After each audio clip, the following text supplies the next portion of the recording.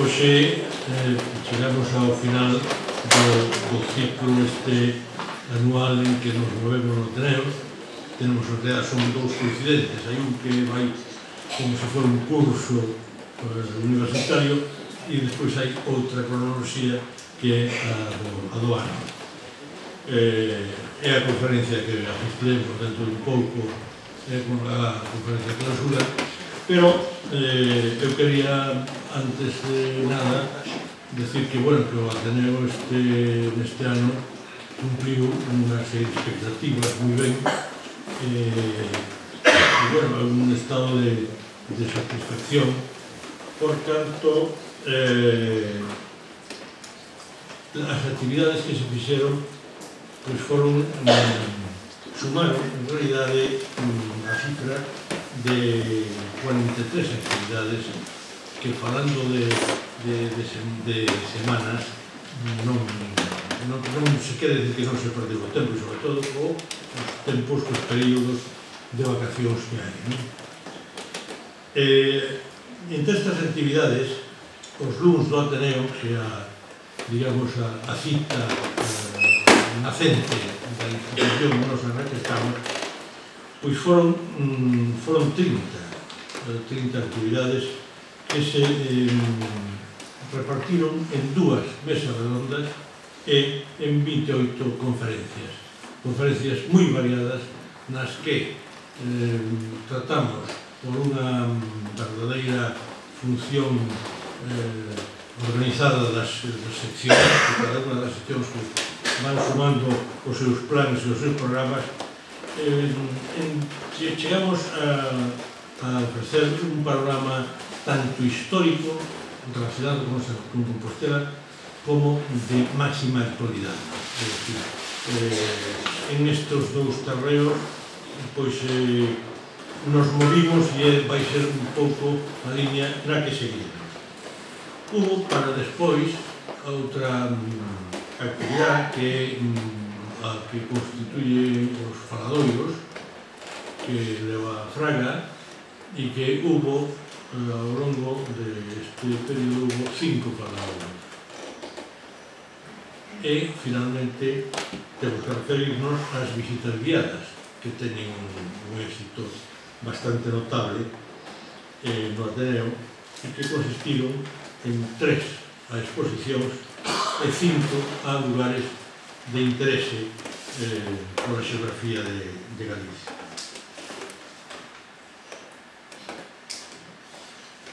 Esta, unha das, digamos que dos aspectos, das facetas máis positivos deste ano foi que se declarase ter logrado que o proceso de solicitude que se abriga coa administración central foi que se declarase o Ateneo como de utilidade pública, no senso de que nós que quedaremos excluídos do IVA e ao mesmo tempo aqueles socios protectores ou aquela xente que nos axude, os socios, pois quedarán tamén gozarán de ventaxas fiscais. Finalmente, se iniciou e está en marcha o que será unha exposición moi interesante sobre fotografía que está levada con eficacia por Ramón Neira e por Xosé Luis Ortigueira, que terá lugar pois xa casi nos principios nos primeiros meses deste ano que viene. Non quixera acabar aquí sin felicitar a actitude dos nosos socios e do público que nos é fidel, porque por espírito de colaboración de todos nesta especie de aula cívica que creamos entre todos. Desde o punto de vista da eficacia administrativa e do traballo ben realizado, eu teño que felicitar aquí tamén, en nome da directiva, a Martiña Pardo polo seu traballo ben feito e preciso e pola página que leva na página da web. Unha vez dito isto, pois agora pasaremos a conferencia de clausura que vai a abrir a Pilar San Pedro en relación con o profesor Xosé Luis Axeitos, que é secretario da Real Academia Galega, unha persoa moi versada en unha serie de personaxes claves na historia moderna do noso país, que van da narrativa á pintura, está Luis Xoanes, Dieste, xente que estuvo entre as dúas beiras xeográficas nosas, a americana e a continental galega, e que vai a iniciar a súa charla agora unha vez que lle abra a porta o arco de entrada Pilar San Pedro.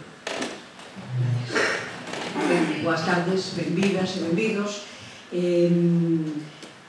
Realmente o último luz do Ateneo deste ano 2012, nos estamos realmente contentos desta providencia laica da que fala moitas veces Manolo Bragado, non? Dese feito de que este ano coincidira xustamente este luz con ser o 17 de febreiro. O 17 de febreiro está declarado no calendario do libro e da lectura de Galicia como día de edición, xustamente homenaxeando, conmemorando esa data de nacemento de Ángel Casal, que nacera o 17 de decembro do ano 1895. Pois ben, realmente, coincidindo a datas e coincidindo o lugar, como é o caso, non? Que estamos nos aquí justamente ao lado do lugar donde el tiña o seu obradoiro, non? Ao lado desa placa que temos aí no número 15, donde estaba a imprenta de Ángel Casal, a imprenta nos. Pois realmente ao Ateneo non lle quedaba máis remedio que terlo en conta, e iso fainos realmente moi felices, porque Ángel Casal é desas personas absolutamente imprescindibles. Imprescindible ata o punto de que del decía Castelao, recordamos todos, non? Aquelo de que el fixera máis por Galicia que todos nós, decía el, justamente naquele momento en que Galicia era un fervedeiro, en que eran os días de gloria de Galicia, aqueles días dos anos, dos últimos 30 antes da Guerra Civil, antes do levantamento. Por lo tanto, como nos iba a dedicar esta sesión e como non íbamos a intentar facer dende a nosa humilde posibilidade, pois esta homenaxe a Ángel Casal, non? Un homenaxe que xa lle fixeran moitos outros antes, que no ano 2006 o Concello de Santiago declarara ano de Ángel Casal, que se crearan unha serie de premios, como o premio de creación literaria Ángel Casal para alumnos de secundaria partindo do Concello, ou os premios Ángel Casal da Asociación Galega de Editores. Houbo moitos recoñecementos, houbo moitos estudios sobre Ángel Casal, pero realmente nos entendíamos que xustamente por ter declarados os luns do Ateneo, por celebrar as nosas actividades en luns, por estar aquí onde estamos, realmente o lóxico sería que hoxe estiveramos falando de Ángel Casal. E para falar del, pois pedimoslle a Xosé Luis Axeitos se prestaba e prestouse.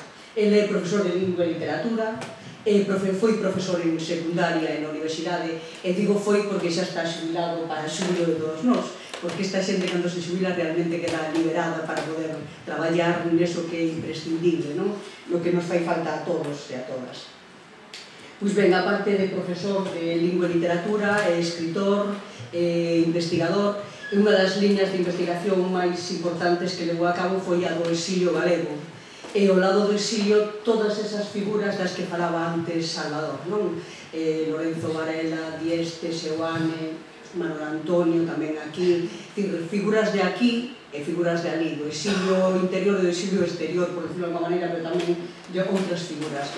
É antólogo, é un gran documentalista, por lo tanto podemos estar seguros de que cando lle pedimos unha conferencia sobre algo a vai a tomar moi en serio, non? Ten realizado, por tanto, moito e moi bo traballo. É un home que traballa con fundamento, que nunca nos vai a defraudar e que, ademais, de todo eso que acabamos de decir, de ser secretario da Real Academia Galega e de todos estes estudios, é unha persona que dinamiza moito, é dicir, é un gran dinamizador cultural. Verémoslo moitas veces coordinando, comisariando exposicións, comisariando congresos e organizando múltiples actividades culturais.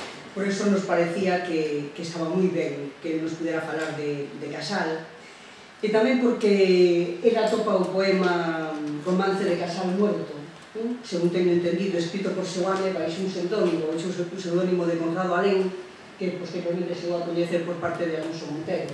Entón, aí hai un vínculo que tamén nos achega esas duas figuras. Por lo tanto, xa lle damos a palabra. Gracias.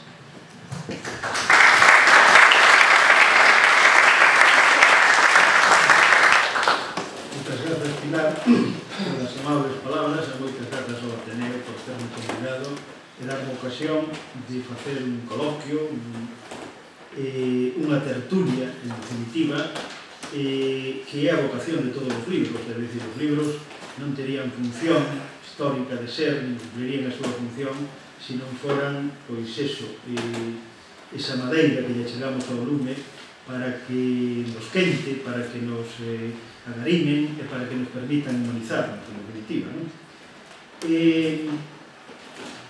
Cando agora viña para aquí, pasei, por onde estivo no cárcere, naquel mes de agosto de 1936, pasei por onde vivía Seoane, pasei por onde el tivo últimamente o Obradoiro, aquí na Rúa do Vilar, veña pensando que tremenda desgraza para un país ter que pasar por todas as vicisitudes que pasou Galicia, últimamente nese momento.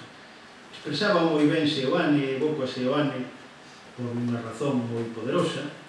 Decía que cando nunha ocasión estaba en Madrid, eran os anos 60, un día chuvioso, a pesar de que estábamos no verán, entonces escríbelle a un amigo e escríboche porque sinto necesidade de escribir e de contar. Saín á rúa e ante a indiferencia de todo o mundo resulta que hoxe veñen na cabeza porque era o aniversario justamente todas as cousas e todas as vicitudes que eu vivín desde a República, o Estatuto da Autonomía, aquela festa, aquelas fogueiras nos montes, aquel sentimento de solidaridade que se viviron naquel ano 36, e despois, dicía el, isto non deixa de ser todo un soño colectivo traicionado, non? E viña evocando justamente as palabras de Seoane e recordando un pouco tamén o triste destino de Casal, que non deixa de ser un símbolo de moitas cousas.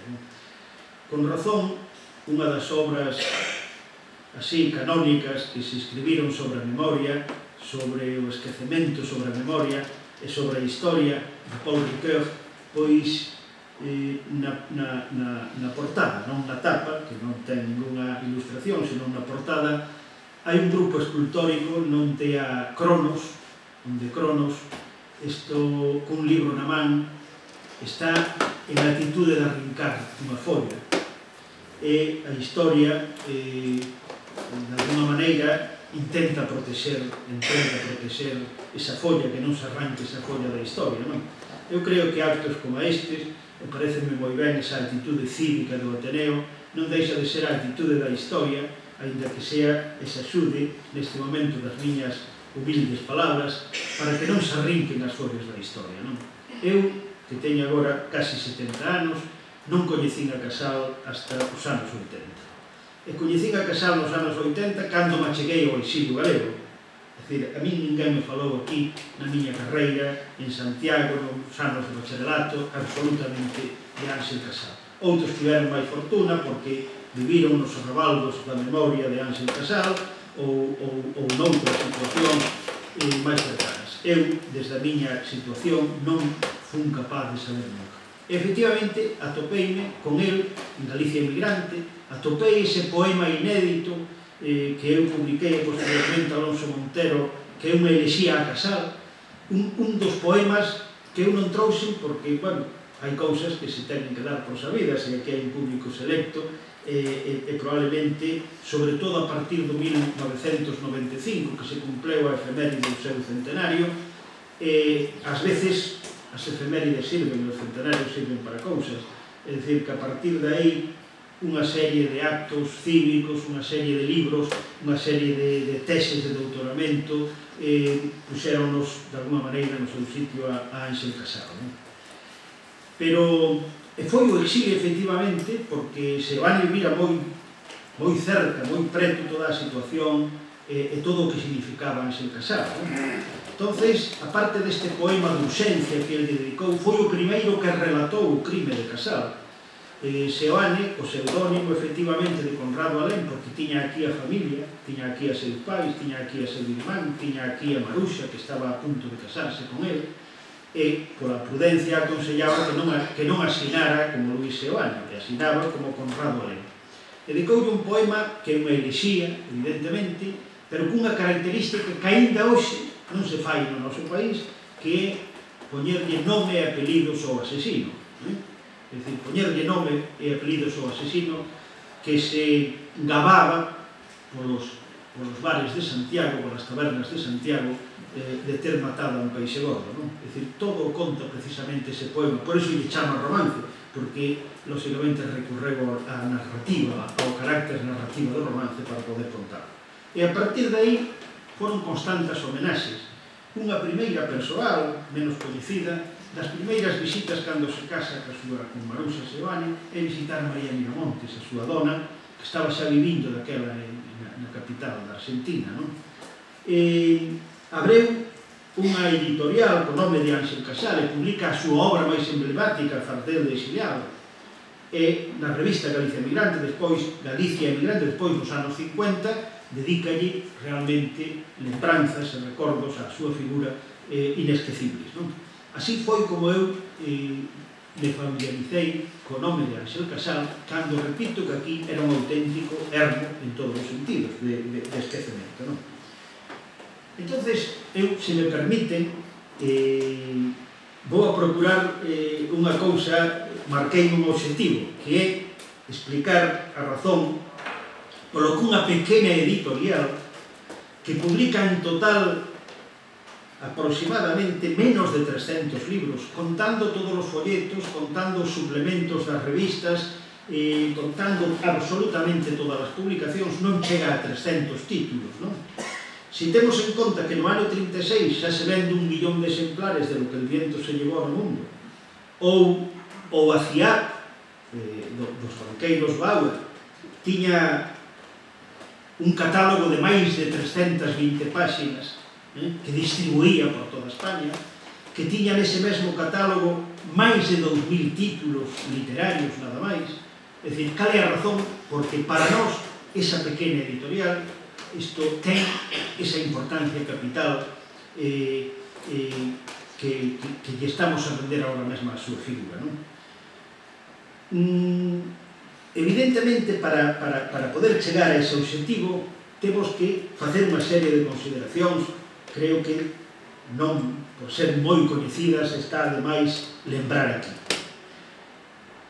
Vou botar man de unha autoridade canónica no mundo do nacionalismo, como é Gellner, o francés, isto que nun estudio antropolóxico canónico, repito, é aceptado prácticamente por casi todos os historiadores, ten un título precioso, ainda que non máis sea por eso, ainda que se equivocara xa merecía a pena nomealo, título O arado, a espada e o libro.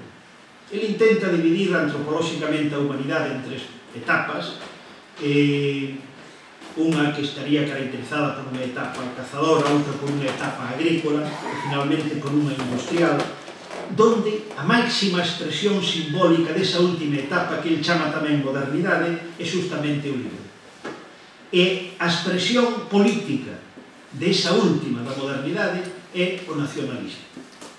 É dicir que a tese dele é dicir, señores, non demonicen os nacionalismos é, digamos, a chegada definitiva a donde desembocou a humanidade neste momento. Explica a razón de que ningún nacionalismo sería posible sin a virtualidade, sin a presenza dos medios de comunicación e moi especialmente o libro. Isto que Keller nos explica hai moi poucos anos, foi intuído polo nacionalismo galego, polo proto-nacionalismo galego, moito antes. E tamén lle debemos teóricamente a un personaxe como é Herder o feito de que a posibilidade intelectual de que todas as nacións, por pequenas, por periféricas, por excéntricas, como digo os franceses, que sexan, se teñen unha lengua, se son capaces de conservar a súa expresividade lingüística, teñen a capacidade de ser unha nación recoñecida. Esta foi a idea central de todo o nacionalismo galego, eu diría que desde o século XVIII. Eu vou intentar facer unha visión rápida que culmina, cuyo cumio é precisamente Nós de Ángel Casal. O Nós de Ángel Casal. E as tres etapas que se pode estudar políticamente o noso país, podeas explicar perfectamente o libro. Se collemos a canle o vehículo do libro, exactamente sai nítidamente. Fálase do provincialismo, fálase da Revolución de 1846. Quen é o gran editor desa etapa? Núñez Castaño, editor compostelán, que toda unha serie de publicacións, a filla ademais emparentada cásase con Neira de Mosquera, e de repente todas as súas publicacións xa teñen a palabra Galicia. Pero na década dos 40, aparte de ter o mérito enorme de introducir a litografía en Galicia, no 1830 e tantos, e levou as súas propias publicacións. O sea, só por eso, pero é que a partir, ademais diso, todas as editoriais que Díaz de Robles, que Neira de Mosquera, Cantolín Faraldo, publican, teño aquí, pero bueno, non vou facer citas porque é moi dixo. Isto empezan a pensar en Galicia, empezan a poñer o papel na defensa dos nosos intereses, non só económicos, sino éticos e morais. Empezas a perfilar xa o dos buses generosos, que é unha connotación moral, non é unha connotación política que ten hoxe, é unha connotación ética, é unha connotación de comportamento ético e moral ante a sociedade. Evidentemente, hai unha serie de cabeceiras aquí en o exilio, porque temos que pensar que curiosamente frente ao catalán que hai unhas poucas páxinas publicadas cando chega o 86 fora de Cataluña en catalán. Galicia ten miles de páxinas xa publicadas, e o que é máis importante, foi unha tremenda escola de galeguidade a emigración. Non esquezamos que non só Lubrís e outros moitos personaxes da cultura galega estiveron en Cuba ou estiveron en Bos Aires. Casal tamén está. E esa foi unha da escola primeira para moitos intelectuais galegos. Por que razón? Porque normalmente todas as iniciativas que se estaban sucedendo en Galicia, na Galicia europea, eran por parte dunha burguesía que tiña claro a defensa da lingua, que defendían a lingua, que defendían a nosa cultura, que defendían a cultura popular, pero expresábanse en castelán dese momento. Pero justamente todos os emigrantes ágrafos, analfabetos, na maior parte, que emigran ao longo do século XIX, resulta que cando chegan teñen nostalgia e necesidade de que? De ter unha referencia, de identidade. Eles están nun país estranxeiro, están en costumbres estranxeiras, comidas distintas, formas, hábitos distintos. Toda persoa necesita unha guía, necesita unha referencia cultural. As cousas que en Galicia se fan de memoria, mecánicamente, cando un está fora, de repente perden esas referencias. E a referencia de toda esta xente, unha das máis evidentes, é a lingua e a música. Non é casualidade que sean precisamente os coros que se forman, os que divulgan as letras dos poetas, nin é casualidade de que o vehículo das ideas nacionalistas do proto-nacionalismo sea a literatura e sea a música. Por que? Non pode ser a escultura, non pode ser a arquitectura, mecenada e sufragada, lóxicamente, por que? Por a Igrexa, polas entidades políticas, polo Estado, en definitiva. Nós non temos Estado que protexa a nosa cultura. Pero si poden ir o que é depositario o povo. O povo é depositario da lingua, lóxicamente, e é depositario tamén desa música popular. E aquí ven justamente a conexión. Casal tamén se forma nese ambiente, Lubrís tamén se forma nese ambiente, empezan a ver o valor que ten justamente a lingua. Por iso, todos estes primeiros editores que empezan a poñer Galicia, esta é unha litografía de Núñez Castaño, e esta litografía é máis que menos que o pico sacro, non? E esta outra é Santiago. E dirá, bueno, que valor ten que no ano 1842 ou 41 apareza unha litografía de Santiago e aparece o pico sacro. É que as revistas instructivas e culturais da época iban ao exotismo, escenas orientais, escenas do Xapón, escenas de países alonxados, e de repente justamente se combate esa forma, levaos a fixarse xa no entorno. É unha mirada xa cercana, é unha mirada nosa, é unha mirada reflexiva. Por que reflexiva? Porque justamente as lecturas empezan a chamar, empezan a dar unha imaxe de nós mesmos. Empeza a verse, non solamente aquí, sino noutras moitas publicacións, este tipo de referencias. Empeza tamén a prensa, non o libro, ainda non hai libros, ainda non temos libros de referencia, pero a prensa sí que empeza a facelo. El Miño ou a Oliva, que xa están vinculados nada menos que a Rosalía, porque la Oliva, primeiro, el Miño, posteriormente, son xornais que están Alejandro Chao, o irmán de Eduardo, isto é padriño de Alejandra, a filla máis bella de Rosalía e de Murguía. Compañel, Juan Compañel, editor nada menos que de Cantares Gallegos no ano 1863. Pero teñen este xornal, que é isto periódico de política, literatura e intereses materiales. É dicir, que e a la memoria de las víctimas de Carral ten este número. É dicir, xa están falando de nós, xa están falando de cousas moi cercanas, que están moi cerca de nós. Nada menos que o matrimonio Murguía e Rosalía traballan xa para a Oliva. Aí publican os seus primeiros, e son os primeiros que asumen a responsabilidade de facer un libro. Por que un libro fundacional? Porque é un libro de referencia, é un libro que une literatura e música, é un libro que moitos galegos ven por primeira vez as palabras que levaban usando toda a vida e que non tiñan máis que valor sentimental, e venas un libro. O libro é o prestixio, o libro é, en definitiva, a referencia cultural necesaria.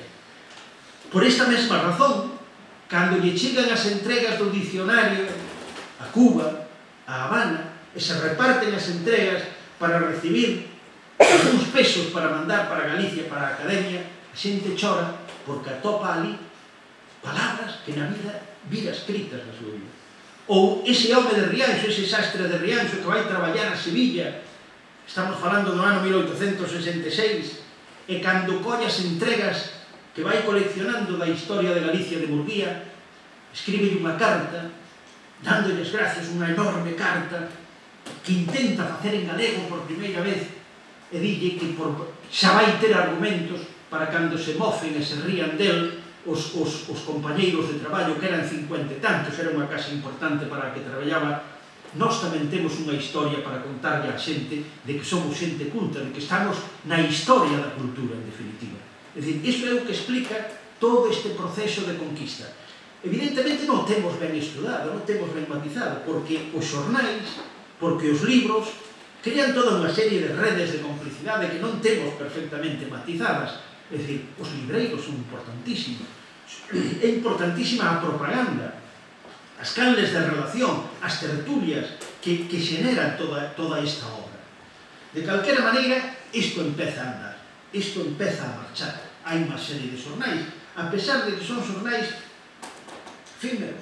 Por qué?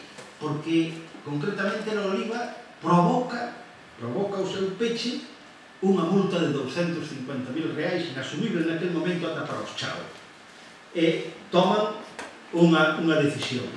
Vaise quedar co xornal, cambiándolle de nome, que é el Miño, Juan Compañel, seu cuñado, por outra parte, que non se di casi nunca, e el marcha para Cuba. Marcha para Cuba como representante de la Unión, unha compañía moi forte de seguros, presidida por seu irmán Eduardo. Pero cando chega a Cuba, porque leva de alguma maneira eses ancelos, leva esas ganas de traballar polo país, monta inmediatamente unha editorial e unha casa de venta de elementos culturais, la propaganda literaria, importantísima para o devir e para o porvir do noso país. Propaganda literaria, claro, vende de todo. Obras en gallego ou en bable, asturianas pola cercanía. Cando el funda unha gran revista imprescindible, como era a Ilustración Gallega e Asturiana, aquí está, no fondo, a relación que el ten aquí. E claro, venden, por exemplo, un busto do Padre Sarmiento, de Felipe de Castro, unha copia. Isto vende outra del Almirante Méndez Núñez. Son os símbolos de aquí, son os que tal. Venden, por suposto, Espiñas, follas e flores de Valentín Carvajal, obras de Jovellanos, En las orillas del Sar de Rosalía de Castro, Efemérides de Galicia por Arturo Vázquez, es decir, un tremendo mostrario, pero había un mercado importante, había un mercado con América importantísimo de libros e de mercancías culturais. E a prova é que unha das causas da caída económica justamente de Casal e de nós e de lá vai ser que ese mercado está pechado. Nós temos, eu teño aquí un resumo das contas que outro editor, que é o que lle continúa, si Núñez Castaño é o editor do protonacionalismo, do denominado provincialismo, quen é o gran editor do regionalismo? Martínez Salazar e a súa biblioteca gallega, que edita con unha gran dignidade. E xa se edita a Curros, edítase a Condado, edítase a Rosalía de Castro. E hai liquidacións de 1970 pesos cubanos. É dicir, de algún mes de ventas, porque a venta non é só a Habana, é prácticamente en todo o territorio. Evidentemente este mercado queda desfeito por razóns económicas, a gran crise azucareira de tal, e os anos 20 un ermo, non hai ninguna saída de material. Cando lle preguntan a Casal nunha entrevista no ano 34, e dinlle, pero en América, e di, non sai ningún só libro. E cando se venta algún, deixanos perdas por os traslados e por o transporte, por mandar un libro nada máis, non? É dicir, que prácticamente iso está pechado. Este tipo de iniciativas, tanto a de Compañero, que edita un libro, como, por exemplo, a de Soto Freire, que era unha remendería editorial, que vendía estampas, que vendía novenas, que vendía... Pero tiña un xornal. O xornal permitía ter un empregado que lle facía o xornal, que salía irregularmente, e cando lle entraba algunha obra, pois, lóxicamente, tamén editaba. E convírtese prácticamente no primeiro gran editor patriota. Publicalle nada menos que por entregas a Historia de Galicia de Murguía, Soto Freire.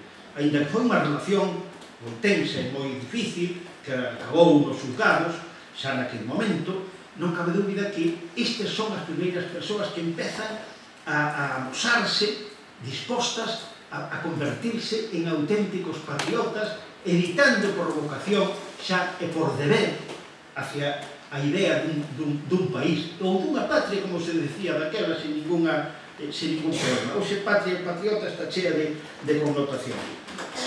Ben, é verdad que para sobrevivir a librería de Soto Freire, ademais de vender as entregas de Murguía, as entregas era algo importantísimo porque fidelizaban os clientes, non había tiradas excesivas, co cual aquilatábanse moi ben os custos de edición, e ao mesmo tempo permitía facer proxectos de futuro, tendo en conta que tiñas prácticamente completo o gasto que ibas a poñerte, non? Pero, por exemplo, vende un anuncio que fai no periódico, cajas de papel extranjero para cartas de ondas, de rayas, con canto dorado, de luto, sobres para el mismo papel de las mismas clases, papel tamaño holandesa, pantallas de diferentes clases, colores y dibujos, para velas, lámparas y pinqués, armazones de latón para Iden, obleas de goma y de pasta, pizarras y pizarrines, lacres de colores, plumas de acero, lapiceros, tarjetas para visita, navajas con cortaplumas, libritos para fumar, con as marcas que ponía, pulseras doradas de coco, negras e outras, aretes de luto, alfileres para o pecho, etc. Evidentemente, para manterse, non era o libreiro que nós temos na cabeza, evidentemente Soto Freire, e o mesmo podemos facer con outro gran intelectual, probablemente un dos homes máis importantes intelectualmente, que foi Juan Manuel Paz Nóvoa, de Ourense. Este publica, Soto Freire publica el Correo de Lugo, ele era el Correo de Ourense, entre os 70 e os 73, diputado republicano, que foi capaz de suprimir os foros durante 3 meses, que durou, porque despois a vai a Primeira República e non durou máis que 3 meses. Pero un home que publicou un catecismo democrático en plena Primeira República. O catecismo democrático era simplemente seguinte as pautas do Ripaldo ou do Astete, por preguntas e respostas, para catequizar democráticamente nas escolas. Entonces, en vez de decir sois cristiano, sois demócrata, sí, iban saindo os puntos da Constitución. Bueno, requisaronlle todo, levantaron o xornal no ano 73 e tuvo que abandonar o xornal e todo. Hai aquí unha carta moi curiosa onde explica todas estas cuestións, que é unha carta que pode ser do primeiro franquismo, das requisas que facían os libros nese momento, exactamente igual. Desgraciadamente todo se repite. Bueno, a cuestión é que chegamos justamente ao gran editor do racionalismo, isto Martínez Salazar. Martínez Salazar non era nacido en Galicia, merciano, arquiveiro, curiosamente arquiveiro. Os arquiveiros, Murguía arquiveiro, o gran arquiveiro de Santiago, coas notas de Galicia. Por que os arquiveiros? Porque justamente hai un poema de Bouza Rey que o explica moi ben, o compromiso patriótico dos arquiveiros. Eles atopan papéis que explican a historia de outra maneira como oficialmente se nos está explicando. E van a escudriñan, e rebuscan, e acaban atopando cousas. Martínez Salazar, a audacia maior tipográfica nunca da historia da edición en Galicia, faina el para editar a Crónica Toledana. É un auténtico alarde, naquele momento, tipográfico, nunha sociedade tremendamente deficitaria nese sentido, non? E, lóxicamente, a dignidade. Sabedes que se fundou tamén baixo o paraugas protector da Voz de Galicia, porque era Fernando de la Torre e Martínez Salazar.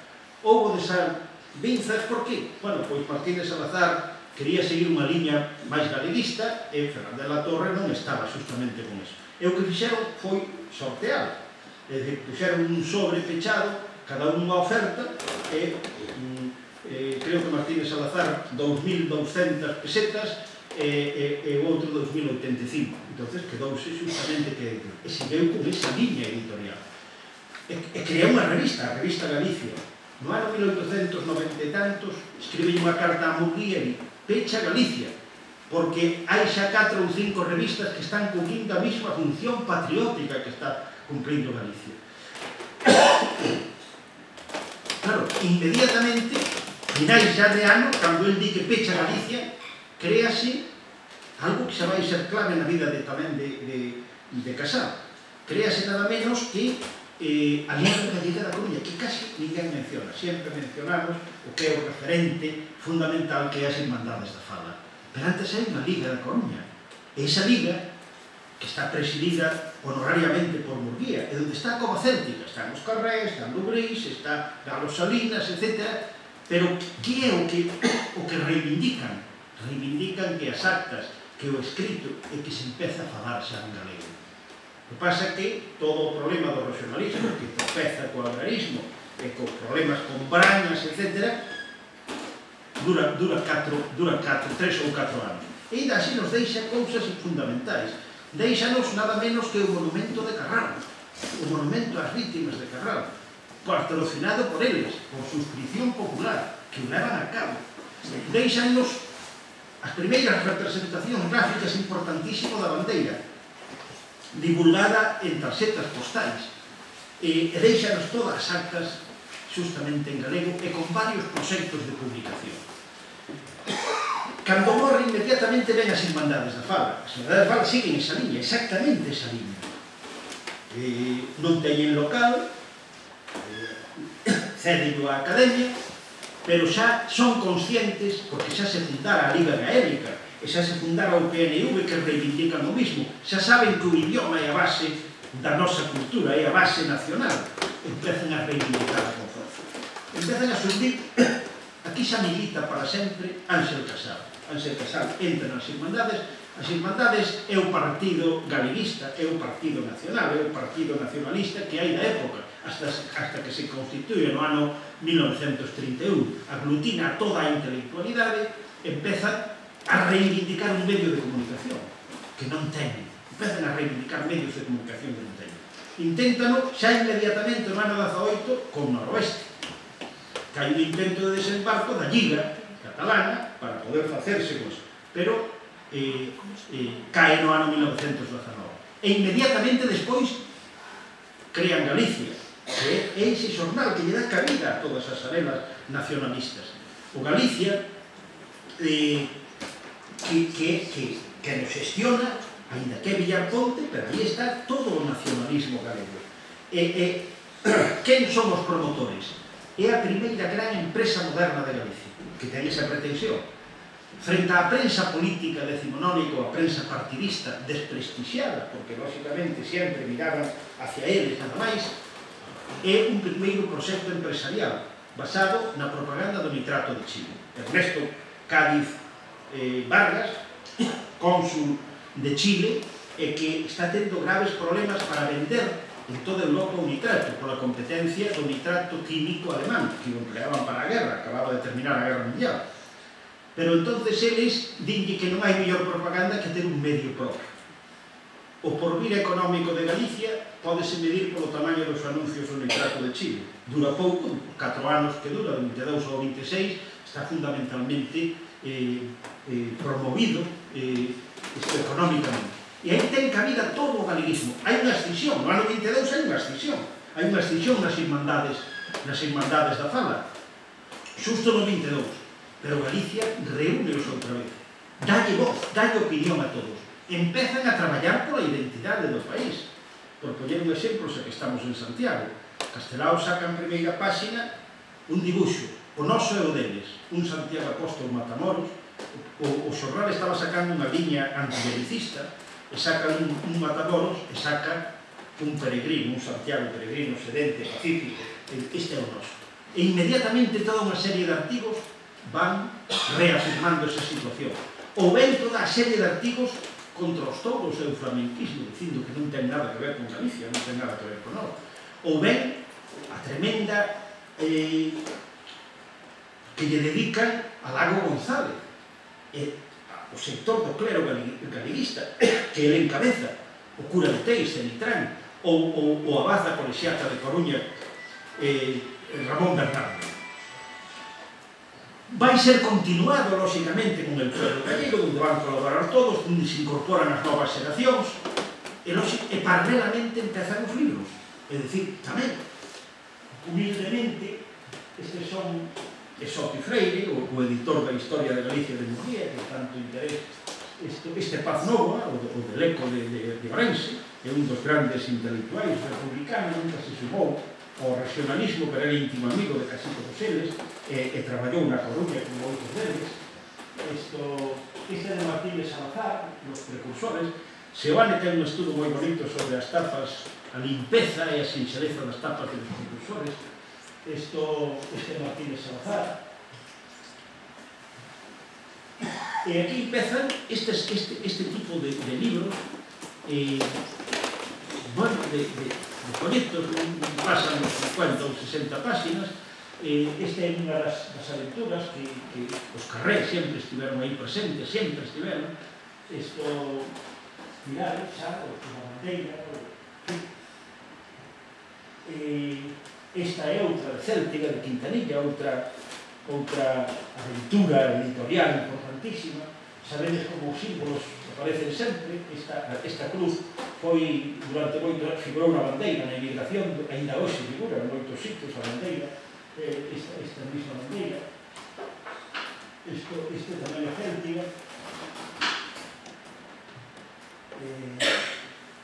Hai tapas máis atrevidas, hai nas costumistas, hai nas folclóricas, pero evidentemente hai unha gran audacia xa de pasar a color, de pasar... Esta é a primeira de lar, Carré, xa se unen Carré e Casal, catálogo de lar, publicacións de imprenta, algo importantísimo, empeza a publicidade, unha publicidade humilde, pero unha publicidade xa importante, os catálogos empezan a aflorar, están aínda na Coruña, con esa mesma ilusión, con esa mesma... Sabedes os motivos empezan a realizarse. A tapa esta, que é a máis persistente, ainda con outras cores, é de Camilo Díaz Valiño, tamén militante das Irmandades, e sabedes como o Dolmen, que empeza a ter certo carácter céltico, etc., empeza a formar parte dos Seis Libres, empeza a apoderarse da simbología. Camilo foi un gran pintor, un gran artista, creador de símbolos en todos os sentidos. Esta é da editorial Rosel, da revista Rosel, que tamén edita 4 ou 5 libros. Esta é a revista. Sabedes como, ainda que sea ocasionalmente, e non sea un hábito, pois estas tapas esa a modernidade, evidentemente, actúa a carga, en todos os sentidos. E aquí xa estamos en nós. Sabedes que Ángel Casal sepárase a partir do 27 de Carré, primeiro traballa na Coruña durante 3 anos, finalmente trasladas aquí, vai ocupar na calle das Hortas, na rúa onde vivía o pai Camilo Díaz Valiño, que era o íntimo amigo, e despois trasladas á Rúa do Día, como tenemos ocasión de ver. Aquí ainda está el Real 36, ainda está na Coruña, no ano 1928. Esta é de nós tamén, de Amado Carballo. El non publicou solamente a xeración dele ou a xeración nós, senón que doulle cabida a Manuel Antonio, Amado Carballo, foi unha das grandes aportacións que fai o abrigo seu catálogo a todos os mozos. Esta de Manuel Antonio, de 4x4, que tamén se chega por ese mesmo procedimento, unha obra que con tapa de Maside, e ben é verdad que foi un pouco ocasional e chegou moi tarde, xa cando estaba casi o libro impreso e tiveron que esperar, e el mandei unha carta moi amable. Esta é a propaganda que repartía, que metía no medio dos libros. Eu atopei unha enorme cantidad de libros de vello desde hai 30 anos, fui facendo unha serie de propaganda deste tipo. Sabedes que ainda está en Real 36, publicacións galegas en cuenta. O Hórreos empeza a ser o símbolo definitivo, o símbolo que xa ven do século XIX. Nós temos na Academia unha colección de hórreos, de graneiros, ou como cabazos, como se lle chamen de moi distintas maneiras, de Alejandra, a filla de Murguía. É dicir, unha colección, por que? Porque xa empezaba a tomar simbología e perfil nacionalista, o propio hórreo. Este é outra xa con follas de pedido.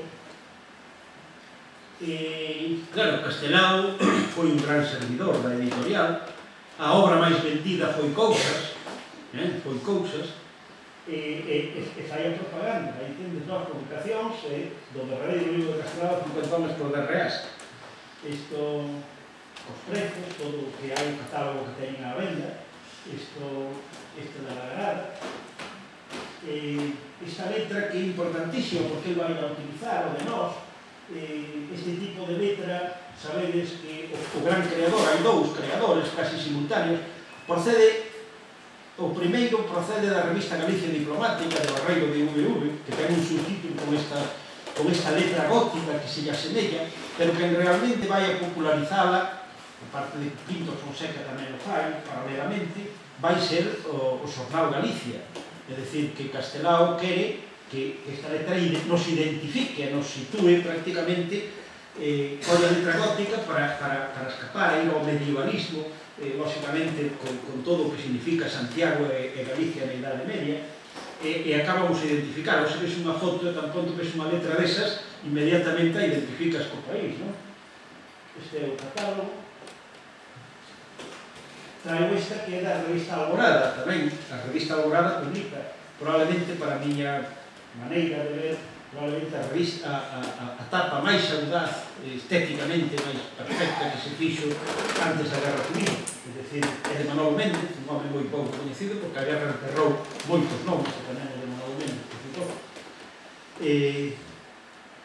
Bueno, entonces, claro está, fálase moito, eu non concordo en moitas ocasións, pero de calquera maneira todo o catálogo de Ángel Casal, 90% do catálogo está en galego. Martínez Salazar tiña o 30%, Núñez Castaño era en castelán, quero dicir que o avance é evidente, era en castelán, falando Galicia en castelán, Galicia xa parece partillada 30%, 70%, e Casal decididamente, a parte que dita todas as grandes revistas ideolóxicas, estéticas, artísticas e políticas desa época. O sea, Ser, Universitarios, Claridad, Resol, por suposto, Nós e a Nosa Terra, e todas as publicacións do Seminario de Estudos Galegos.